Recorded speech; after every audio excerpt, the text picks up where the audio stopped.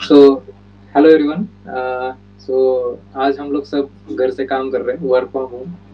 तो आज हमारे साथ जो गेस्ट है मिस्टर विशाल शर्मा है। आज हमारा टॉपिक है, जैसे आपने टाइटल में देखा ही होगा, that is career prospects in design engineering. Vishal sir, मैं रिक्वेस्ट करूंगा कि आप थोड़ा सा अपने बारे में बताइए, तो हमारे व्यूवर्स आप थोड़ा आपके बारे में आइडिया आ जाएगा उनको। मैंने और तुषार ने हमने साथ में ही एमटेक कंप्लीट किया है 2020 में। देन वहाँ से कैंपस प्लेसमेंट के बाद मैं टाटा एडवांस सिस्टम ज्वाइन किया था। तो जो टाटा एडवांस सिस्टम है वो एरोस्पेस में डील करता है, mostly defence and commercial aircraft hmm. के body parts, both detail and assembly parts. तो ओके। वहाँ पे जो जॉब रोल था वो मेनली एस्टिमेशन का रोल था।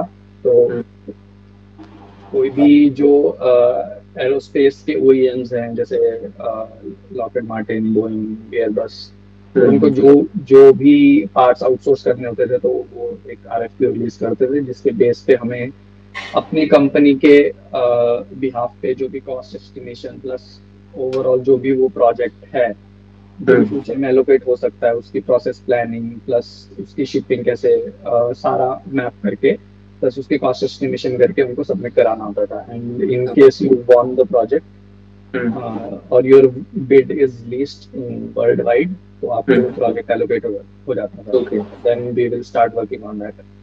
तो मैंने वहाँ पे टाटा एडवांस सिस्टम में 1 साल 8 महीना काम किया था। Then I move to Maruti Suzuki. So hmm. Maruti Suzuki में जो मेरे को प्रोफाइल मिला है वो बॉडी डिजाइन डिपार्टमेंट के अंदर exterior TRIMS, exterior plastic parts की डिजाइनिंग का रोल मिला है। ओके। तो ओके। यहाँ एंड मारुति में काम करते हुए मुझे अराउंड 1 साल 2 महीना के अंदर हो गया। ओके, इस साइड आप प्लास्टिक्स में इंटीरियर ट्रिम्स और एक्सटीरियर ट्रिम्स में आपका काम करते हैं कैसे? जो मेरा डिपार्टमेंट है, हम तो सिर्फ एक्सटीरियर ट्रिम्स की ही डिजाइनिंग करते हैं। इंटीरियर ट्रिम्स के लिए अलग से डिपार्टमेंट है। ओके। एक्सटीरियर ट्रिम्स इंक्लूड जो भी front bumper, rear hmm. Bumpers, hmm. Grilles and side claddings, fender linings, roof rails, all the exterior plastic parts that comes under our department. Okay, cars के जो external panels होते हैं, जिसे हम लोग touch कर सकते हैं बाहर से, बॉडी से, that all comes under exterior TRIMS, right? Yes, that comes under exterior trims. Okay. मतलब एक व्यूवर्स के लिए अभी मुझे भी नहीं पता तो मैं भी आज व्यूवर ही हूँ क्योंकि तुम दोनों डिज़ाइन हम्म। डिपार्टमेंट से हो, तुम रिलेट कर सकते हो। तो इस बार मैं एज अ व्यूवर पूछूंगा, इंटीरियर हम्म। एक्सटीरियर का डिफरेंस क्या है, मतलब लेमैन टर्म में अगर मुझे समझना है कि हम्म। मुझे कुछ भी नहीं पता है। तुम दोनों जो हम्म। भी बात कर रहे हो, दो होशियार बंदों को समझ में आ रही एक दूसरे की बात है। थर्ड बंदा जिसे ऐसा पता ही कुछ नहीं। नहीं है तो उसको वो क्या समझेगा हम्म। एक्सटीरियर इंटीरियर ट्रिम, क्योंकि जनरली हम लोग जॉब प्रोफाइल में देखते हैं, अप्लाई करते टाइम होता है कि या इंटीरियर ट्रिम्स या में एक्सपीरियंस चाहिए। So एक तो मेजर डिफरेंस ये है कि जो एक्सटीरियर ट्रिम्स हैं हमारे वो मोर और लेस एस्थेटिक पार्ट्स हैं। बट हम्म। जो इंटीरियर ट्रिम्स है हमारे वो एस्थेटिक के साथ साथ एर्गोनॉमिकली भी फिट होना चाहिए। ओके। कि फॉर एग्जांपल कि मुझे टच पॉइंट्स कहाँ कहाँ हैं, जो टच हम्म। पॉइंट्स है। फॉर एग्जांपल मेरा एसी का टच पॉइंट है, मेरे टच बटन्स है, स्टीयरिंग माउंटेड कंट्रोल्स हैं। They hmm. All are switches, all are plastic switches. Okay. ठीक है, बट वेयर टू प्लेस। तो एस्थेटिक्स के साथ एर्गोनॉमिक्स एक मेजर रोल प्ले करता है in case of interior trims. Hmm. ठीक है। एंड जो डिजाइन मेथोडोलॉजी है वो तो प्लास्टिक पार्ट्स की सिमिलर ही है। कि हम्म। डिजाइन मेथोडोलॉजी में तो हमें इंजेक्शन मोल्डिंग और ब्लो मोल्डिंग, यही दो मेजर प्रोसेसेस जिसमें most of the injection moulding से ही बनाया जाता है। ओके। तो जो डिजाइन लैंग्वेज रहेगी पार्ट्स की वो तो सेम ही रहेगी। ठीक है, बट जो हमारा कि डिजाइन करना क्या है हम्म। वो थोड़ा सा डिफरेंस क्रिएट कर देता है। ओके। ओके। तो ये फिर मतलब मुझे जस्ट एक क्वेश्चन आया, जैसे विशाल ने बोला ब्लो मोल्डिंग की, सो डिपेंडिंग ऑन प्रोसेस, मतलब डिज़ाइन में भी हम लोग बहुत चेंज करते हैं क्या, मतलब टू एकोमोडेट कि डिज़ाइन हो जाए, मतलब ब्लो मोल्डिंग के भी खुद के कुछ ये है ना लिमिटेशंस है कि हम लोग इतना ही कर सकते हैं, या अगर कट मारना है जनरली चैम्फर मारना है तो उसके भी कुछ रेगुलेशन है अपने कि हम लोग टूल के नीचे नहीं जा सकते, तो Yes. डिपेंडिंग यही हो जाता है, राइट?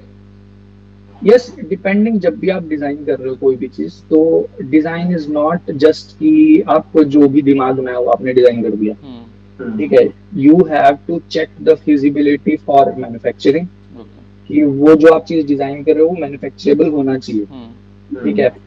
प्लस जो आप मैन्युफैक्चर, अगर वो हो पा रहा है तो मैन्युफैक्चर हो पाने का मतलब क्या है कि आप उसका टूल क्रिएट कर पा रहे हो, ठीक है।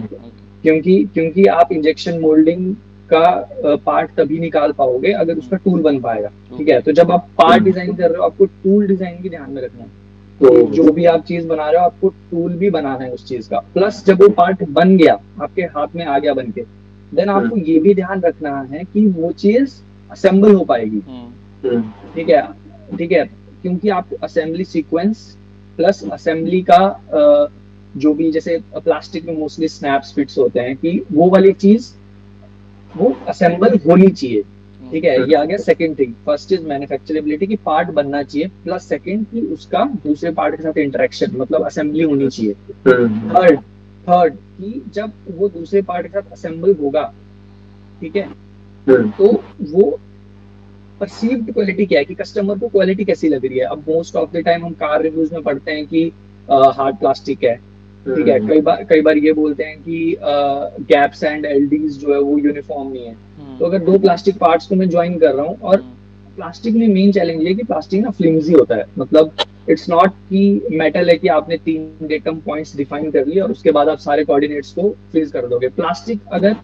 प्लास्टिक में ना लोकल लेवल पे हमें चेक करना पड़ता है, क्योंकि आपने एक जगह पे डिफाइन कर दिया बट आप उसको हाथ से भी मोड़ सकते हो, तो वो तो आपकी जो वैल्यूज थी वो चेंज होगी, ठीक है, ठीक है। तो हमें वो भी देखना है कि आपकी ओवरऑल गैप्स और एलडीज कैसे बन रहे हैं, ठीक है। तो जब भी डिजाइन करोगे, ठीक है, तो हमें तीनों चीजें ध्यान में रखनी है। मेन 3 चीजें ध्यान में रखनी है कि पहले तो पार्ट मैन्युफैक्चरेबल होना चाहिए, प्लस उसकी असेंबली होनी चाहिए, और असेंबली होने के बाद उसकी इंटरेक्शन दूसरे पार्ट से कैसे दिख रही है, क्योंकि वही आपकी क्वालिटी डिफाइन करेगी मटेरियल की और हम आपके डिजाइन की। तो एक्चुअली मेरा सेकंड क्वेश्चन तो ये था कि what is design engineer, but Vishal ने 2-3 चीज़ें बताई डिज़ाइन इंजीनियर के लिए इंपॉर्टेंट होता है, तो उसने उसमें सम अप कर दी।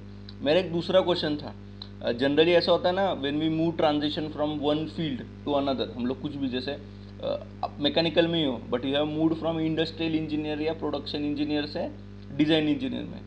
सो मुझे ये जानना था, जनरली ऐसा होता है ना, if we are moving from one field to another, हम लोग उसका इंफीरियरिटी कॉम्प्लेक्स ले लेते हैं जब हम लोग इंटरव्यू देते, या रिक्रूटमेंट टीम होती है वो भी ऐसा ही बोलती है कि आपको एक्सपीरियंस नहीं है। सो बट ऐसा तो नहीं होता, राइट? वाशल तूने जो भी पढ़ा होगा उसमें इंडस्ट्रियल इंजीनियर में जो एक्सपीरियंस होगा वो इधर यूज़ हो गया होगा। तो ऐसा कुछ एक्सपीरियंस है, या अभी तूने कुछ प्रोजेक्ट किए जिसमें आपको ऐसा लगा कि जो मेरा 2 साल का वो एक्सपीरियंस था पहले कंपनी का, वो इस कंपनी में यूज़ हो रहा है, तो ऐसा कुछ एडवांटेज लगा आपको? ऐसा कोई सिनेरियो आप बता सकें? देखो, मैं तो ये मानता हूँ कि कोई भी हमारा हार्ड वर्क ना फेल नहीं होता है। तो जब भी जो भी मैंने, मतलब जो पिछली कंपनी में 2 साल का जो भी एक्सपीरियंस गेन किया, प्लस एज अ फ्रेशर जब आप किसी कंपनी में ज्वाइन करते हो, तो पहले तो आप एक कॉर्पोरेट कल्चर सीखते हो कि क्या काम कैसे होता है बेसिकली, ठीक है। बट अगर टेक्निकल पॉइंट ऑफ व्यू से देखो ना, तो मतलब मेरे केस में मैं लकी हूँ कि मेरे को वो वाली चीज रेप्लिकेट हो पाई, वो वाला जो एक्सपीरियंस था वो यहाँ पे यूज हो पाया, ठीक है। तो मैं उसको आपको एग्जांपल देता हूँ। जैसे जो मेरा टाटा एडवांस सिस्टम में डोमेन था, जैसे मैंने आपको बताया कि मैं एस्टिमेशन में काम करता था, तो मेरा वहां पे एस्टिमेशन में भी सब टीम्स थी, ठीक है। तो मेरा मेन रोल था, वो था मशीनिंग, जितने भी पार्ट्स होंगे उनकी एस्टिमेशन करना, ठीक है। तो मशीनिंग जो भी जितने भी पार्ट सीएनसी मशीन्ड होंगे उनकी एस्टिमेशन करना। एंड लकीली जो भी एक्सटीरियर ट्रिम्स या जो भी प्लास्टिक के जो टूल्स होते हैं ना, वो मशीनिंग करके ही बनते हैं। Okay, so I can correlate the manufacturing point of, जो मैंने पहले आपको एक्सप्लेन किया, फर्स्ट पॉइंट। क्योंकि जब मैं पार्ट डिजाइन करूँ, तो मेरे को बैकएंड में ये पता है कि उसको जब मैं सीएनसी से मशीन करूंगा इस वाले फीचर को, तो वो मशीन हो पाएगा या नहीं हो पाएगा, वो टूल बन पाएगा या नहीं बन पाएगा, ठीक है। तो मेरे केस में मैं लकी हूँ कि वो चीज ट्रांजिशन यूजफुल रहा मेरे को, उसमें ज्यादा ज्यादा एब्रप्ट एकदम से चेंज नहीं हुआ, मतलब ठीक है कि एकदम से metal to non metallic domain switch हुआ, बट वो वाली चीज ना रिलेट होगी, ठीक है। प्लस इसका में एक और चीज है कि मेरे को ऐसा लगता है कि कैरियर के इनिशियल फेज में ना, जब आप 1 2 3 4 साल एक्सपीरियंस जो है ना, इस टाइम पे ये वाली चीज इन माय व्यू ये मैटर नहीं करती कि आप स्विच कर रहे हो one domain to another, but after 10 years 15 years अगर आपको डोमेन स्विच करना है, then that will be a challenging process, क्योंकि अभी आप फ्रेशली कॉलेज से निकले हो, 2 3 साल आपको रिमाइंड है, क्योंकि वैसे भी in in our education system we are jack of all, तो हमने सब पढ़ा होता है थोड़ा थोड़ा, from thermal to design to manufacturing सब पढ़ा है थोड़ा थोड़ा, तो इनिशियल फेज में हो तो आप चेंज कर सकते हो, बट आई थिंक कि जब 10 15 साल का जो एक्सपीरियंस है उसके बाद से थोड़ा मुश्किल है ये वाली चीज। मतलब अच्छा है। तो वही मुझे स्टॉप कर। एक्चुअली जस्ट कंक्लूजन, मतलब मुझे बात बोलनी थी कि जनरली ऐसा होता है ना, वी फील कि अगर हम लोग स्विच कर रहे हैं तो मेरा एक्सपीरियंस वेस्ट हो जाएगा, so it is nothing like, और वो पहला कॉन्फिडेंस हम खुद में आना चाहिए। जैसे विशाल, आपको कॉन्फिडेंस था कि जो आपने सीखा it will be never wasted, right? तो जब आपने इंटरव्यू दिया होगा ना डिज़ाइन इंजीनियर में, वो आपने रेप्लिकेट किया ही होगा इंटरव्यू में, क्योंकि जिस तरह से आपने हमको बताया कि वो सेम थिंग, उसी कॉन्फिडेंस से जब आप कोई चीज़ बोलोगे ना, फिर सामने वाले को पता चल जाएगा कि इसका बेसिक्स और एप्लीकेशन बहुत अच्छा है। अगर इसने एक सेक्टर में एप्लीकेशन अच्छा कर दिया तो just like with in 2-3 months ही can also exceed in other fields. So ये किसी से क्वेश्चन चाहिए था मुझे, क्योंकि बहुत लोग मुझे हम लोगों को पूछते हैं जो इनिशियल स्टेज ऑफ करियर होते हैं ना, we are trying to move on, क्योंकि बहुत लोगों का कैंपस प्लेसमेंट हो गया होता है एक डिपार्टमेंट में, पर उनको फिर लगता है कि अरे दोस्त का देख के या करियर का देख के एक्सप्लोर करके कि I should move to other fields, तो उनमें वो एक इन्फीरियरिटी कॉम्प्लेक्स होता है कि मैं कैसे करूँ, हो सकता है या नहीं, कंपनी मुझे कैसे जज करेगी। सो या आपने बहुत अच्छे सो बेसिकली कैसे है कि डॉट्स कैसे कनेक्ट होंगे वो अपने को मालूम नहीं है ना, तो we just want to focus on our job right now, learn whatever you can, और उसके बाद जैसे होगा डॉट्स ऑटोमेटिक कनेक्ट हो ही जाएंगे फ्यूचर में, राइट? हाँ, तो मेरा अगला सवाल आपसे ये है कि अगर किसी बंदे को फॉलो करना है एक्सटीरियर ट्रिम्स में एज अ डिजाइन इंजीनियर, उसको वर्क करना है एक्सटीरियर ट्रिम से इंटीरियर ट्रिम जो भी है, सो वो एक रोड मैप आप हमें बताइए जो कि वो फॉलो कर सके वो candidate. It's a very hard question to answer because in reality नहीं means I want to know about education part, like कोई सॉफ्टवेयर है वो सीख सकते हैं या फिर सॉफ्टवेयर में कोई पर्टिकुलर शायद स्किल नीरज है वो इस सीख सकते एस्पेक्ट हैं। में सॉफ्टवेयर्स के बारे में बोल रहे हैं शायद हाँ, विशाल, सॉफ्टवेयर या फिर सॉफ्टवेयर यू कौन नो से सीखने स्किल्स चाहिए, जो भी है। स्किल्स। okay, so जैसे मैंने पहले एक्सप्लेन किया कि जब आप पार्ट डिजाइन कर रहे हो तो आपको क्या क्या चीजें ध्यान में रखनी है, ठीक है, बट उस चीज को जब आप डिजाइन कर रहे हो तो क्या क्या चीजें आपके अंदर इनहेरिट होनी चाहिए कि आप डिजाइन कर पाओ, ठीक है। तो डिजाइन के लिए सबसे पहले कि आपका नॉट बहुत स्ट्रांग बट मैथ्स अच्छा होना चाहिए, ठीक है, ठीक है। प्लस प्लस आपकी विजुअलाइजेशन बहुत अच्छी होनी चाहिए, बिकॉज जब आपके आपके हाथ में वो पार्ट नहीं है जो आप डिजाइन कर रहे हो, तो everything is in your mind, कि आप क्या विजुअलाइज कर पा रहे हो, और जैसे आप विजुअलाइज कर पा रहे हो तब आप उसको कैड में बना पाओगे। और plus CAD is only a tool, ठीक है, जो आप विजुअलाइज कर पा रहे हो वो बना रहे हो, ठीक है।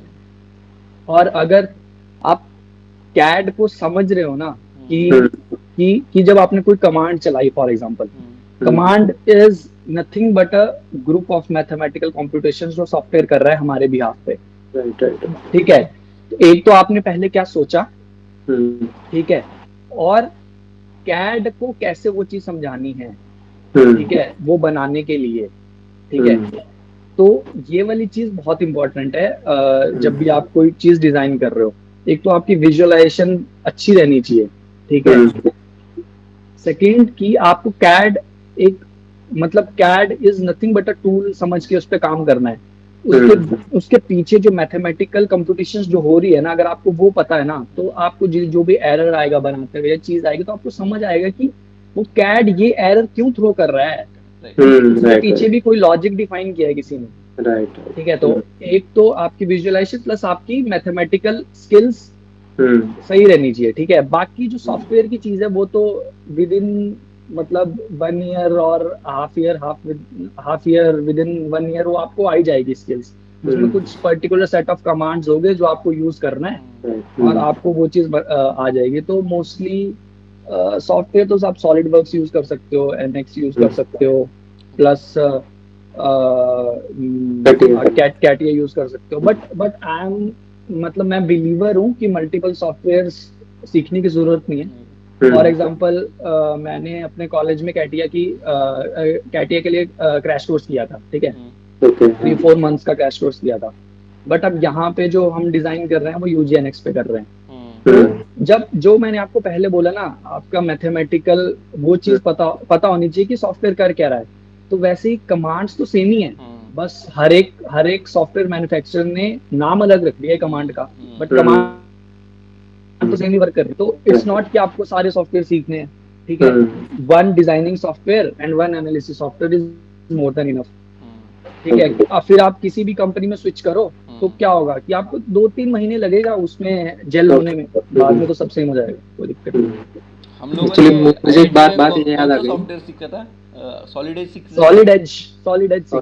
और सॉलिड सॉलिड एज एज और एंड इनमें डिफरेंस कैसा है? सिर्फ यूआई का ही डिफरेंस है, राइट? और कमांड टूल के नाम का मोस्टली चेंज होता है। मोस्टली यूआई का ही डिफरेंस है हर सॉफ्टवेयर में। कस्टमर बस उनका नेम चेंज होता है, जो भी आइकॉन्स होते हैं ना, तो फंक्शन में उसका हाँ, नेम अलग होता है, फंक्शन सब सेम ही होता है, प्रोसेस भी नेम सेम। अलग है, बट ऐसा हो जाता है कुछ सॉफ्टवेयर में किसी चीज के लिए ज्यादा यूजर फ्रेंडली है। जैसे हम ऐसे सुनते आते हैं कि CATIA sheet metal sheet metal के में लिए ज्यादा अच्छा। ज्यादा फ्रेंडली है, हम्म, ठीक है। सॉलिड वर्क्स थोड़ा मतलब सॉलिड मेटालिक पार्ट्स के लिए ज्यादा फ्रेंडली है। तो वो हो सकता है क्योंकि जिसने वो कोड लिखा है, जिसने वो सॉफ्टवेयर बनाया है, उसने वो उस थिंकिंग से वो चीज बनाई है, तो इसलिए हमें वो वाली चीज इजी लगती है।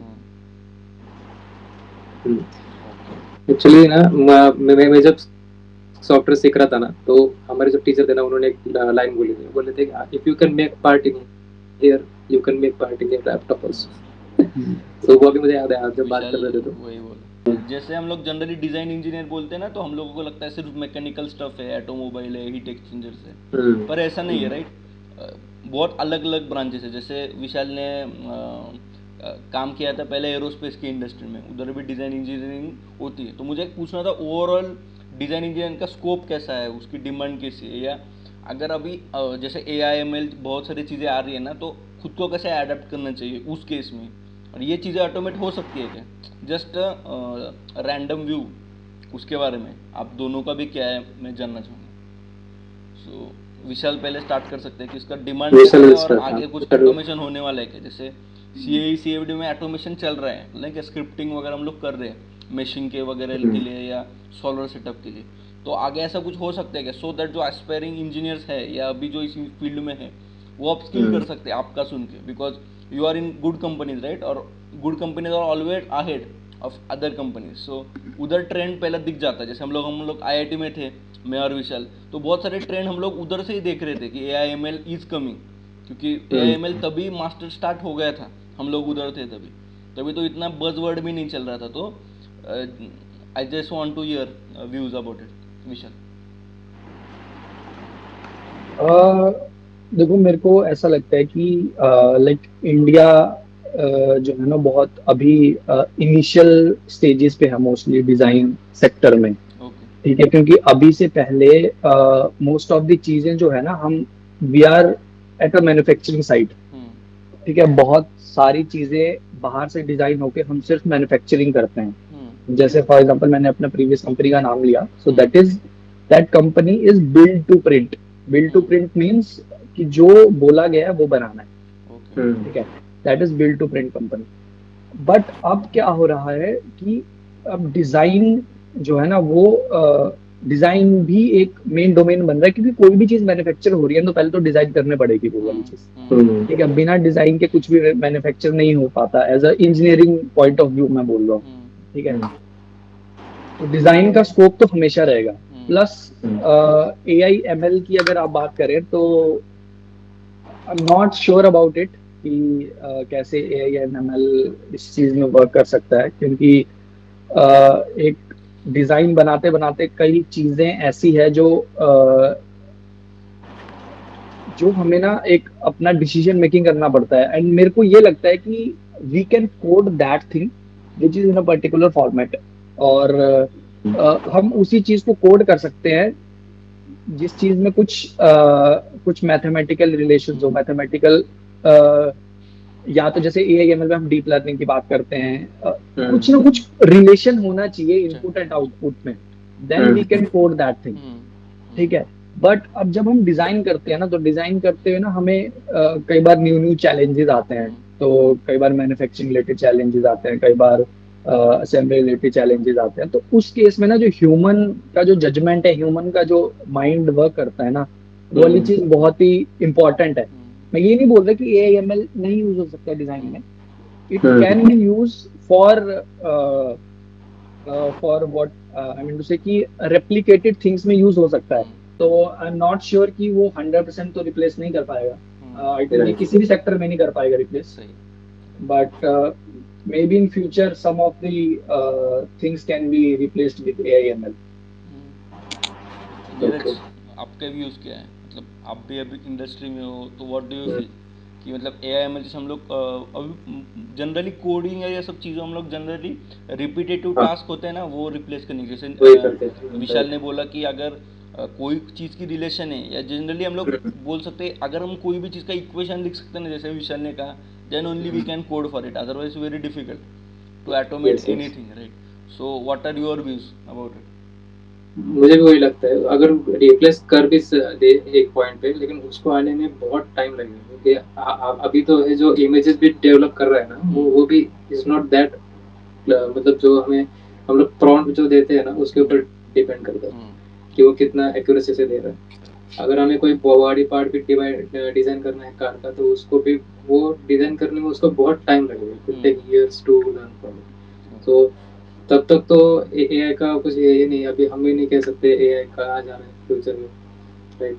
सो अभी के लिए तो हम सेव है, बट इन फ्यूचर भी काम से जाता है actually. Okay, so one one thing I like to add in this, एक चीज जो मेरे को लगती है ना, कि जैसे फॉर एग्जांपल मैंने कोई पार्ट डिजाइन करा है, तो मेरे को उस पार्ट की डिजाइनिंग करते हुए ना उस पार्ट का इन एंड आउट पता होगा कि मैंने ये वाला पैरामीटर कैसे सेट किया है, कैसे डिफाइन किया है, ये वैल्यू कहाँ से आई है, और इतनी ही क्यों आई है।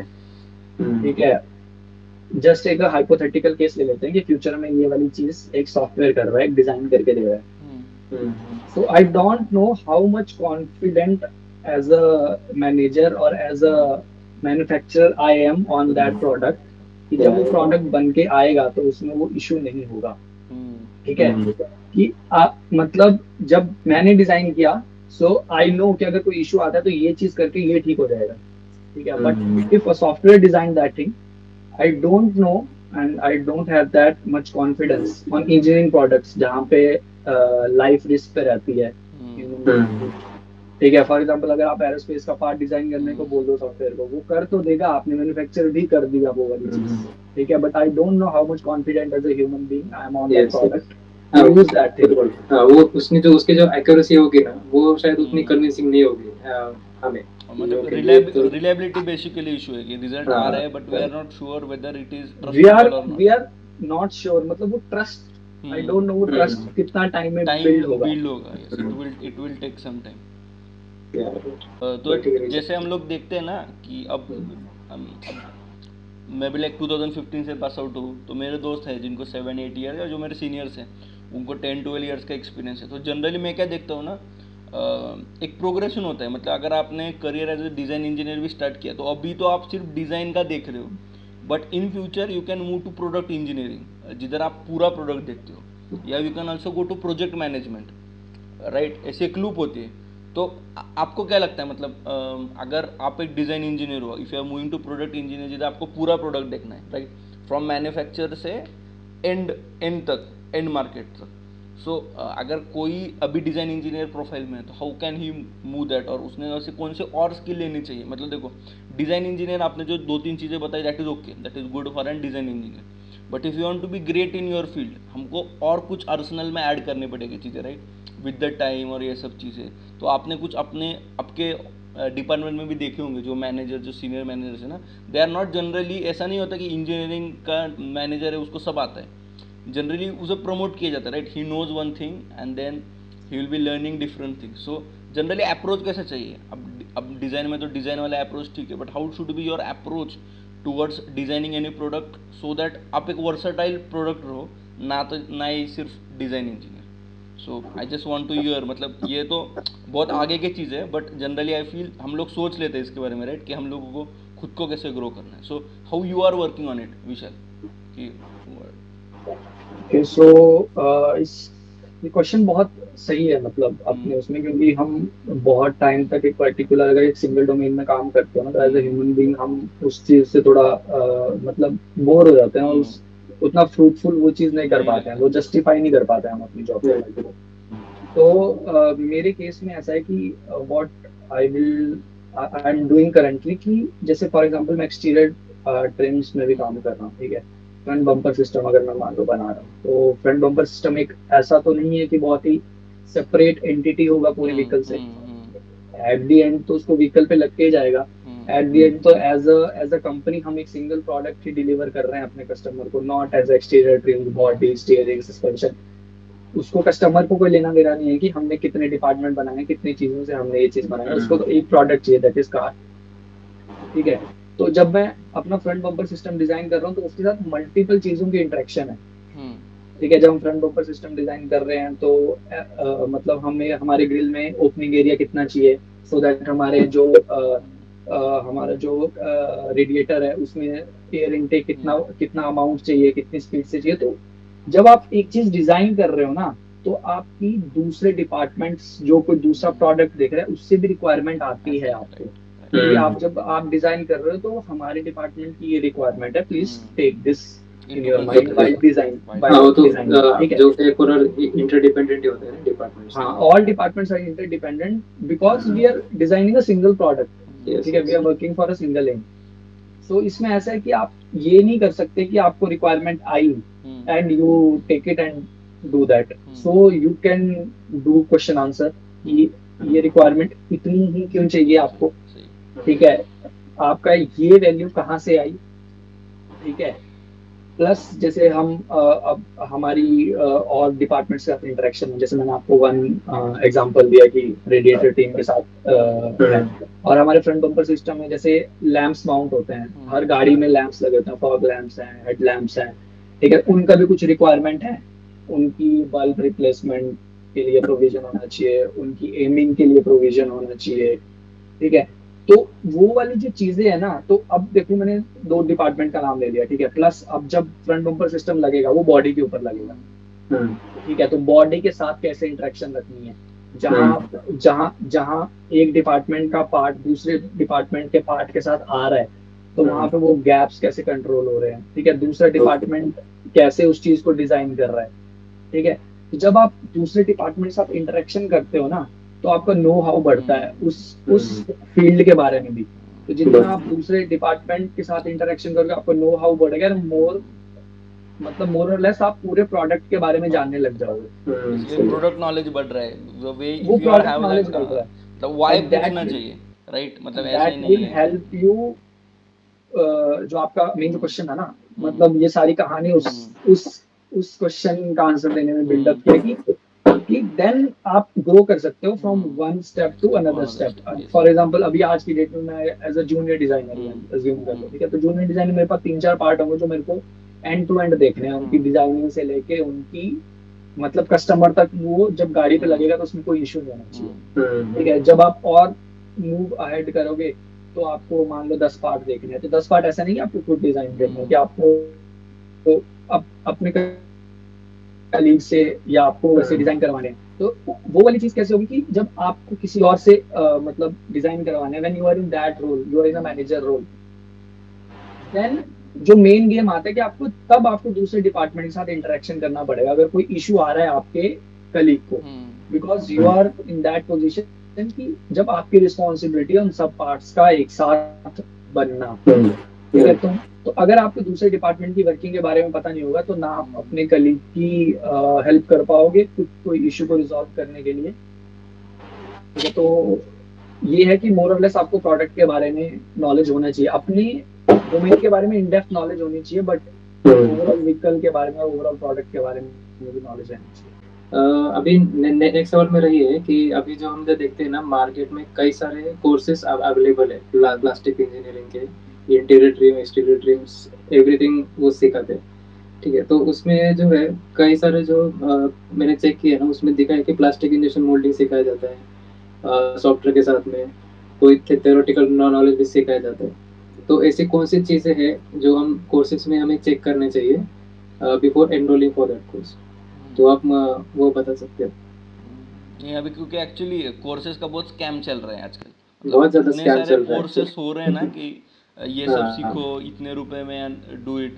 सो या और या फीस भी कुछ है नहीं, फीस बहुत ज़्यादा है एक्चुअली, ट्वेंटी अच्छा, फाइव एंड थर्टी मतलब थाउजेंड ये इज एक्चुअली टू नीरज ने मच। तो क्वेश्चन अच्छा अगर पूछा है, आपको कंटेंट हाँ पता जो होगा राइट, आप काम क्या करते हो, हम्म, तो आप अच्छे से बता सकोगे कि आप चीज़ें क्या करनी हम्म, होती है, सो पीपल कैन सी मतलब कौन सा हम्म, कंटेंट मुझे वो दे रहा है, मतलब सेम तो नहीं देगा। हम्म, इंडस्ट्रियल का जो सिखाएंगे वो तो आप इंडस्ट्री में जाके ही सीखोगे, पर आप एटलीस्ट yeah, 80% 70% में अगर उसके क्लोज जाते हो then it is a easy for you, अगर आप इंडस्ट्री में हम्म, जाते हो एज अ फ्रेशर, या अगर आप एक इंडस्ट्री में भी मूव करने की कोशिश करो।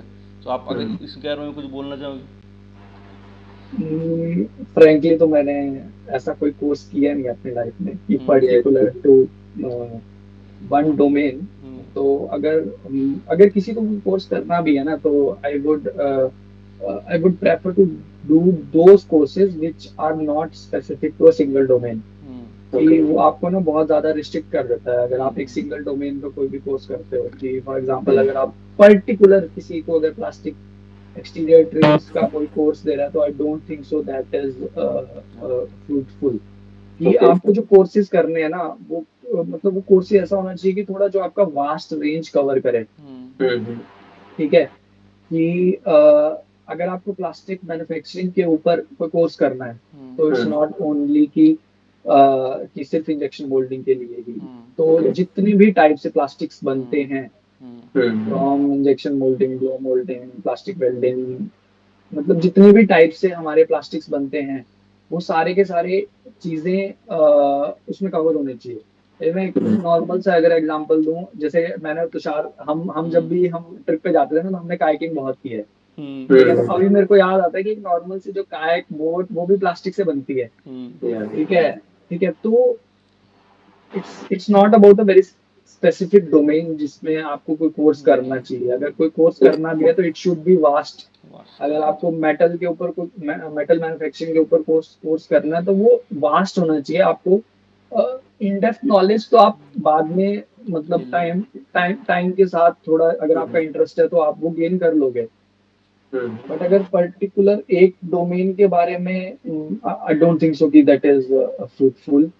ठीक है, तो तो अगर कोर्सेज उसके बारे करने में के, मतलब ऐसा आप क्यों कह रहे हैं कि मतलब एक ही अगर मैं कहूँ ना सब ऐसा प्लास्टिक डोमेन के ही करते हैं, ऑलमोस्ट 99% क्लासेस वही को रेफर करते हैं। तो जो आप बोल रहे हो कि हमें नहीं करना चाहिए, तो उसका क्या रीजन है? रीजन मतलब आप सिंपल। अपने एक्सपीरियंस के बारे में बोल सकते हो, कोई इशू सिंपल जैसे फॉर एग्जांपल, मैं अगर आपको एक नॉर्मल सा अपने लाइफ का एग्जांपल दूं ना, हुँ, तो नहीं। As a mechanical engineer when we study about materials, hmm, ठीक है, so in college we only and only read about iron hmm, and steel. ठीक है, इससे अलावा ना हमारी बुक्स में पढ़ाया जाता है, ion carbon diagram. Only only iron. ठीक है, ना हमें एल्यूमिनियम पढ़ाया जाता है, ना हमें निकोल पढ़ाया जाता है, ना निकल पढ़ाया जाता है, ना कंपोजिट्स। बहुत जस्ट ऊपर ऊपर से टच करके निकाल दिया जाता है। ठीक है, ठीक है, देन तो हमने जब बीटेक किया, एमटेक किया, तो हमने सिर्फ आयरन आयरन के बारे में ही पढ़ा था। ठीक है, कि आयरन आयरन कैसे बनता है, कास्टिंग ऐसे होती है, शीट मेटल ऐसे बनता है, बस ये पढ़ा था। ठीक है, and then when I move to MTech, ठीक है, बीटेक के बाद जब एमटेक में है, देन वहाँ गेम अलग था। वहाँ मेरा जो कोर्स था वो 3D प्रिंटिंग का था। ठीक है, अब जितने भी हमने चीजें पढ़ी थी ना आयरन के बारे में, ये वाली चीज 3D प्रिंटिंग में काम नहीं करती। ठीक है, ओके, 3D प्रिंटिंग में different set of parameters, different set of manufacturing technology work करती है। ठीक है, अब ये हो गया एमटेक। ठीक है, बीटेक में हमने पढ़ा आयरन। ठीक है, एमटेक में हमने पढ़ा कि 3D प्रिंट कैसे करते हैं, माइल्ड स्टील को इनकोनेल को, तो उसमें डिफरेंट सेट ऑफ प्रॉपर्टीज थी, हो गए 2 variation. Third variation when I joined in Tata advance system, तो जो जो एरोस्पेस है उसमें जो स्टील होता है वो बहुत कम परसेंटेज उसकी जो यूज होता है, ठीक है। तो जो जो एरोस्पेस में मटेरियल यूज होता है वो होता है मेनली एल्यूमिनियम, इंकोनल एंड टाइटेनियम, ठीक है। स्टील होता है, नॉट सेइंग स्टील नहीं होता बट कम यूज होता है, ठीक है। तो और अगर आप एल्यूमिनियम के प्रॉपर्टीज देखोगे तो वो बहुत ही ज्यादा चेंज्ड है एज कम्पेयर टू हमारे स्टील हो गया, या है ना। तो वो आ गया थर्ड वेरिएशन, ठीक है। And when I move to Maruti, तो यहाँ पे आ गया प्लास्टिक्स, ठीक है। तो चार चार मैंने आपको वेरिएशन बता दी, हर एक टाइम में 4 वेरिएशन हो गए, ठीक है। तो मेरे को ऐसा कभी पर्सनली ये फील नहीं हो कि मेरे को कुछ बहुत ज्यादा चैलेंज आया हो एक डोमेन से दूसरे डोमेन में शिफ्ट करने में, ठीक है। तो इसीलिए आई एम सेइंग कि ये जो कोर्स वाला जो है सिस्टम, आपको कोर्सेज करने चाहिए, ठीक है। मतलब I also do courses, but courses थोड़ा वास्ट रहना चाहिए, एक पर्टिकुलर सेट ऑफ डोमेन में नहीं रहना चाहिए। This is what I mean, so I didn't mean to say कि कोर्स नहीं करना चाहिए, कोर्सेज थोड़े वास्ट रहने चाहिए कि जो भी इंजीनियरिंग एप्लीकेशन रिलेटेड कोर्सेज करने चाहिए। अब जो पर्टिकुलर जो जो इन्फॉर्मेशन बुक्स में है, जो बुकिश नॉलेज है, आई डोंट थिंक सो कि उसके ऊपर कोई हमें कोर्स वगैरह करना चाहिए, उस पर खुद हम सेल्फ स्टडी करके वो वाली चीज ले सकते हैं। एक्चुअली अच्छा बताया, मतलब यही एक्चुअली, मतलब मैं एक्चुअली ये सवाल था मेरा कि when you are in BTech right, BTech MTech, thought perspective बहुत चेंज होता रहता है। बीटेक के बाद हम लोगों का एक इंजीनियरिंग को देखने का अलग पर्सपेक्टिव होता है राइट। जैसे आपने विशाल ने बोला we are just restricted to one metal that is iron. जब हम लोग मास्टर्स में मूव हुए, ये सभी लोगों के लिए, मेरे लिए भी है, जैसे हम लोगों ने देखे। विशाल उन्होंने तो एफ सी दोनों पढ़े थे वो लगी थे, तो उन्होंने बहुत सारी चीज़ें उनको पता चली आगे जाके राइट। सो और जब हम लोग इंडस्ट्री में जाते हैं that is the third thing to be learn. So learning I guess it's a must. आप किधर पे जाओगे ना, you need to mould yourself and learn. अपने को सिर्फ बेसिक्स यूज करके we need to I guess move to the another branch. तो अगला जो क्वेश्चन है ना, that is very important, you know. मतलब कैसा है कि जब हम किसी फील्ड में जा रहे हैं तो उसका एक वर्स्ट केस सिनेरियो हमें मालूम होना चाहिए। सो मेरा जो है अगला जो है रिसेशन के बारे में है। अगर समझो कोई ऑटोमोबाइल में कल अगर रिसेशन आ जाता है, so you know layoffs होते हैं कंपनी में, and we have discussed in very videos कि रिसेशन तो होने ही वाला है और ले ऑफ तो होने ही वाले हैं। तो अगर ये फील्ड में अगर किसी इंजीनियर का ले ऑफ हो जाता है जो इंटीरियर में कर रहा है, तो अगले कोई दूसरे सेक्टर में उसको जॉब मिलने के कितने चांसेस है, तो वो मुझे आपसे जानना था इसके बारे में। ओके, सो अगेन मैं वही बात करूंगा फिर से वास्ट पर्सपेक्टिव के बारे में, ठीक है। अगर मैं एक हाइपोथेटिकल केस लेता हूँ कि मेरा मान लो ले ऑफ हो गया, ठीक है। तो I will never sell myself as a exterior trim designer. I will always sell myself as a plastic designer. ठीक है। एंड जो भी ये वीडियो देख रहा है, अगर वो अपने चारों तरफ देखेगा ना, तो उसको दिख जाएगा कितने प्लास्टिक पार्ट्स उसके पास अभी है, ठीक है। So every company which design plastic parts, I can be the employee for them.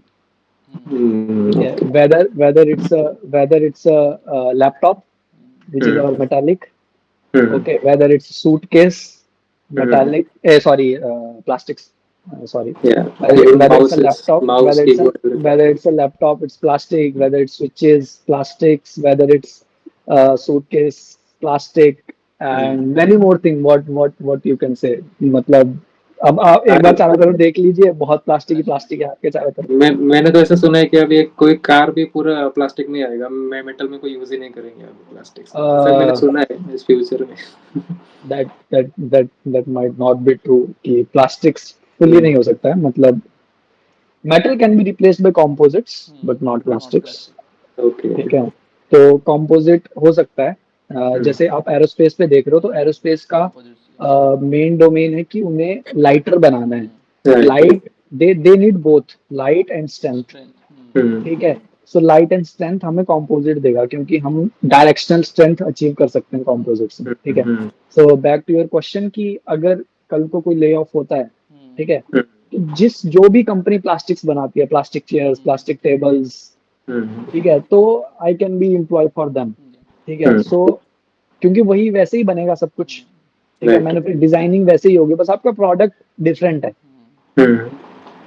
तो एंड अगर मैं मेटालिक्स की बात करूं, ठीक है, कि जो बॉडी व्हीकल की बना रहे हैं, ठीक है, जो व्हीकल की बॉडी डिजाइन कर रहे हैं, तो उसको शीट मेटल का इन एंड आउट पता होगा, कैसे पंचेज होती है, कैसे ड्राइंग होती है, ठीक है। So he can be employ for aerospace, okay, he can be employed for some heat exchangers, he Right. can be employed for other. So when you know a process, so go for the employability in that process, not that field। कि अगर मेरे को मान लो for example lay off होता है, तो मैं ऐसा नहीं है कि सेम फ्रंट बम्पर सिस्टम बनाने वाले को दूसरी कंपनी ढूंढूंगा, नो। तो वो बहुत ही रिस्ट्रिक्ट कर देगा हमारी सर्च को प्लस हमारे फ्यूचर को। Yes, Right. Right. Okay. बहुत तो अच्छा सर सवाल है। Need to be good on basics, और अगर आपके बेसिक्स अच्छे हो गए, अगर आप अच्छे सीखोगे, तो you are versatile product, right. आप किधर भी फिट हो सकते हो। तो ऐसा नहीं है कि ओपनिंग ही करना है जैसे विशाल करते हैं। विशाल तो लोअर ऑर्डर में खेल के मैच जीत सकता है, सो अभी मेन सवाल जैसे सैलरीज का होता है। So what are the generally salaries that are for freshers experience. शायद फ्रेशर का शायद मैं और नीरज बता सकेंगे कि फ्रेशर्स की जनरली बी फ्रेशर की सैलरी डिपेंडिंग ऑन कंपनी होती है। अगर आप बहुत छोटे कंपनी के सेक्टर में हो, तो even it can start from salary from something like 3 और 2.5 भी। अगर आप अच्छी कंपनी में ज्वाइन कर सकते हो, then it can also go till 8 as well. So what is generally the salary range, मतलब रेंज क्या होती है जनरली मार्केट की। आपको कुछ डिस्क्लोज करने की ज़रूरत नहीं है। What is generally the salary range that people can expect in design engineer. और ऑल्सो उनके graduation level and masters level दोनों का बता दीजिए। सैलरी बहुत ही वो मतलब बहुत ही डिपेंडेंट क्वेश्चन है, dependent on company to company, ठीक है। If you are going to OEMs, ठीक है, then your salary will be little higher side, more than, I will say, you will earn in hand more than 50K monthly. And if you are joining in a supplier end for some OEM, then salary will be little lesser. So, but salary is totally company dependent. So it can vary from like even from 2 to 5 LPA till 9-10 LPA in mechanical domain. And also, if we compare graduate to postgraduate, personally, I don't feel much difference in the salaries. Okay. If you join as a GET in a company, and if you join as a PGET in a company, then maximum it's averagely it will be around only 5 to 10K per month. Will be the difference, not more than that I saw in my Okay. ओके। So अगर आपका कोई विशाल message हो, जो भी future aspirants में जो इनमें इसमें काम कर रहा है, करना चाहता है, या जो कर रहा है, they want to grow, so what will be your final message. It can be a design related message, और it can be also general message. जो भी जॉब सीकर या भी कोई जो कॉलेज में के लिए है, उनके लिए मैसेज क्या होगा आपका। जैसा आपने अभी बोला थोड़ी देर पहले कि कीप योर बेसिक्स स्ट्रांग, ठीक है। If your basics are strong, your engineering basics are like you can challenge everyone in that a particular concept or something. If you can challenge anyone, then it will be fruitful. So मतलब हुआ 2-3 incident when I give interview, then 2-3 times I challenge the interviewer, okay, that he is wrong. So you should have that much confidence in your skill or in your knowledge, okay, then there will be no problem in your interview or in your career. So my message is only ki keep your basics strong, and be confident when you are giving response to any question in an interview. ये काफी important से आपने ये दिया है। बहुत अच्छा है। सो विशाल जी, आप हमारे शो पे आए, we are very very thankful to you. I am very sure कि आपने जो भी आज नॉलेज दिया है उसका यूज और उसका फायदा हमारे व्यूअर्स को जरूर होगा। So yes, so okay, so that's yes, it. Thanks from मेरे लाइक मेरे साइड से भी। आई थिंक एक्सपीरियंस और जो वीडियो देखेंगे वो तो सीखेंगे, बट आई गेस मैं और नीरज में बहुत सारी चीज़ें सीखे, राइट, राइट। हाँ। तो how do the life approach should be, मतलब डिज़ाइन इंजीनियर प्रोफाइल तो चेंज होते रहेगा, पर जो हम लोगों ने बात की ना बेसिक्स पे रहना, ऑलराउंड रहना, I feel that is applicable to every domain and every field. So thanks Vishal, Thank अपना you, टाइम thank you, हमारे लिए देने Tushar. के लिए। Thank you, Neeraj, time for निकाला हमारे having me here.